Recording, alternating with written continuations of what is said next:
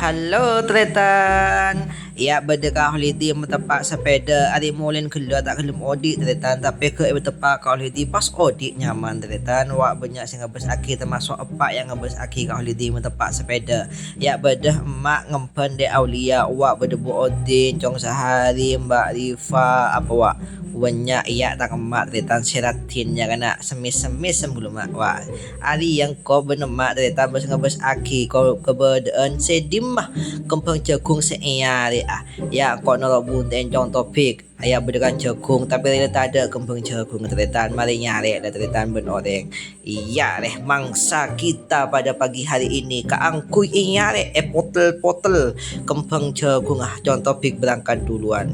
wak beda oreng pak kai tretan berpanjuk-tunjuk tanya di pagi hari menikmati indahnya alam ya mon ongko ngangkok kempeng jagung tretan molah mareh motel molah mareh ngare kempeng jagung ya pas angkok tretan ngare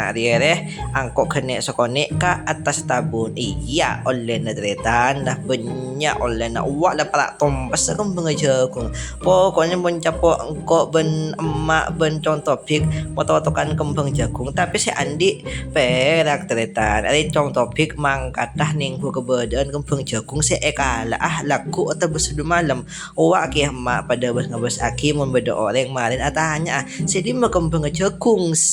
tak bin sabinin teti bagi ya berde fuksul dan fuksul halo fuksul wa orang kio tretan oleh kia punya kempeng jagung kok pada oleh kia ya sataleh raja tretan selain engkau oleh kempeng jagung kok oleh nyio tretan napak karoma tretan mangga dapat berde izal ban fukmatus mangga sekolah ia tiat laki benengko wala fukmatus semis semua lala gelak semang kada sekolah kat laki an ya wa izal ya sih dus tau dus izal de tengah lelaki Izal dan Fukmatu sekolah tretan angko bah moni emak ya emak deh emak kena wa emak ngepiakan jagung iya apa jangan emak deh dia mau emak kena tapi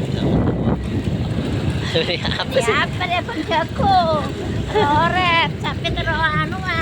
ternyata opo jadi ya pas tretan iya pas kempeng jagung beki kesapen ngapen ngakan ngam puas saja sapen tretan je kebesan arwah cek tu jenongku kan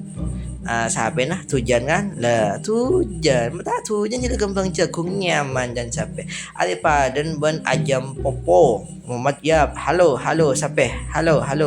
lah menikmati sangat menikmati sampai jumpa di lain kesempatan tan tretan saja.